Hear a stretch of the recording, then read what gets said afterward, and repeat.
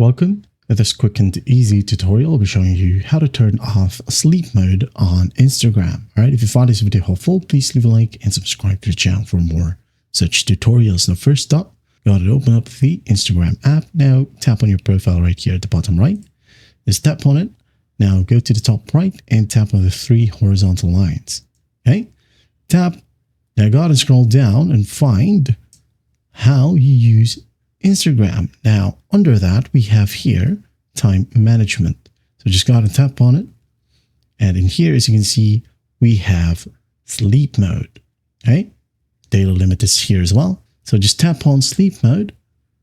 Now make sure that this slider right here, okay, is turned off. And once that's done, if it asks you to tap on save right here, or if this button is available, just tap on it.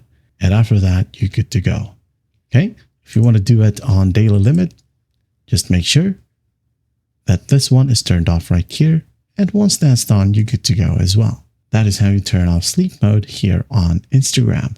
I hope this video helps, and I'll see you in the next one.